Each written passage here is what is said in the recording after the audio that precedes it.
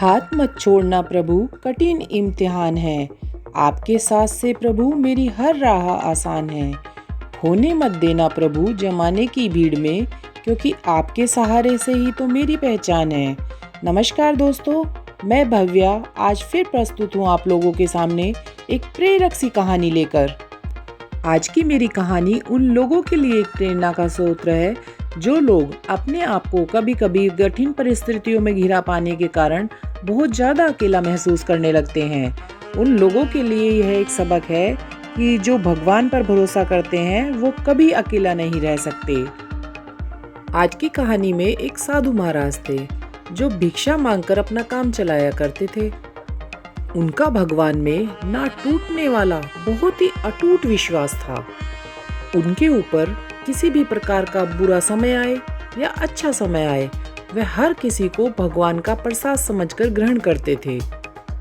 अगर उनके जीवन में कोई कठिन परिस्थिति आती थी तो वह इसे एक भगवान की दिया हुआ इम्तिहान समझते थे, जिसे वह पूरी खुशी खुशी पूरा करने की कोशिश किया करते थे। जो भी प्रतिदिन वह मांग कर लाया करते थे, उसी से उनके घर का गुजारा चलता था। साधु महाराज एक दिन जब सुबह सुबह भिक्षा मांगने जा रहे थे तो रास्ते में उन्हें एक हलवाई ने रोक लिया। महाराज, अगर आप जा रहे हैं तो कम से कम कुछ थोड़ा प्रसाद तो ग्रहण करते जाएं। तो उसने गर्मा गर्म जलेबियां और समोसे महाराज को परोस दिए। महाराज कहने लगे कि आज तो मेरा दिन बन गया। महाराज ने समोसे और जलेबियां खाए और खुशी खुशी आगे बढ़ चले। कुछ दूरी पर चलने पर उन्हें एक व्यक्ति मिला। उसने महाराज को दक्षिणा में 500 रुपये का नोट दिया। महाराज 500 रुपये पाकर अत्यंत प्रसन्न हुए और ऊपर वाले का शुक्रिया अदा करने लगे कि आज तो प्रभु मौज कर दी है। थोड़ी ही दूरी पर एक माली आम की टोकरी लिए जा रहा था, तो उसने अपने आम में से 3-4 आम निकालकर महाराज की झोली में डाल दिए। अब तो महाराज का मन प्रसन्नता से बहुत ज्यादा प्रफुल्लित हो रहा था और वह सड़क पर बड़े तेजी से उछलते हुए खुशी में जा रहे थे।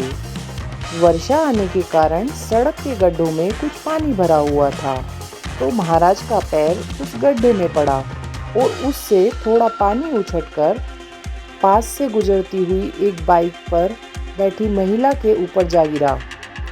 तभी महिला के पति ने बाइक रोककर महाराज को पकड़ लिया और उनके 2 थप्पड़ लगा दिए। महिला ने अपने पति को समझाया और वह बाइक लेकर वहां से चला गया।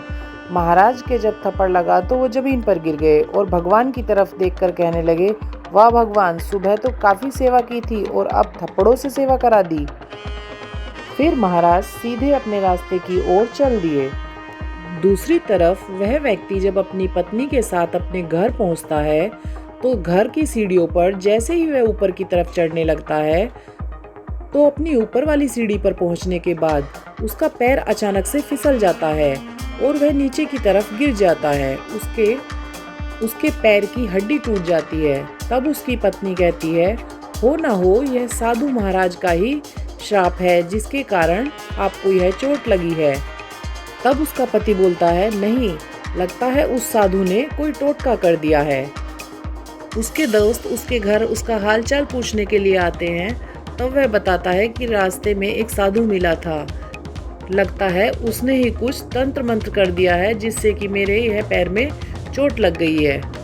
उसके दोस्त कहते हैं कि कल सुबह वह दोबारा इसी रास्ते से आएगा, क्योंकि वह प्रतिदिन भिक्षा मांगने इसी रास्ते से जाता है, तो तब हम उसकी खबर लेंगे।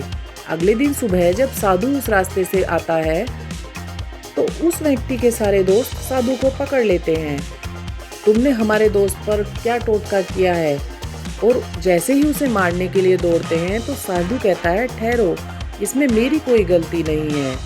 जो उस आदमी ने किया वो अपने एक प्रेम के वश में किया कि जिसको वह चाहता था, अगर उसको थोड़ी सी चोट पहुंची तो वह मुझे मारने के लिए आ गया, लेकिन उसमें मेरी कोई गलती नहीं थी। वह तो रोड पर पानी भरा हुआ था, उसके कारण उसको कुछ छींटे लगी थी।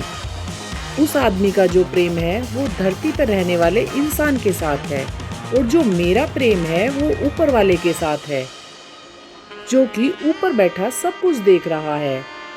और मेरा प्रेम उसके प्रेम से कई गुना बड़ा है। उस व्यक्ति द्वारा मुझे जो चोट पहुंचाई गई उसका बदला भगवान ने उससे ले लिया है। तो दोस्तों, हमें इस कहानी से यह शिक्षा मिलती है कि हमें भगवान पर इस प्रकार विश्वास करना चाहिए जैसे एक बच्चा अपने माता पिता पर विश्वास करता है।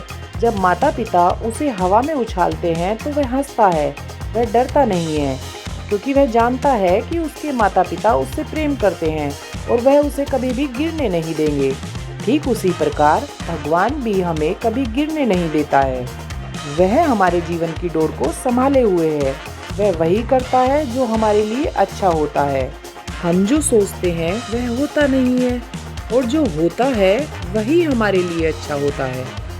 तो इसी बात के साथ मैं अपनी कहानी को विराम देती हूँ कि ईश्वर कहते हैं, उदास न हो, मैं तेरे साथ हूँ, सामने नहीं पर आस पास हूँ, पलकों को बंद कर और दिल में याद कर, मैं कोई और नहीं तेरा विश्वास हूँ। तो अब अपनी दोस्त भव्या को इजाज़त दीजिए। मेरे चैनल को लाइक, शेयर और सब्सक्राइब करना ना भूलें। धन्यवाद।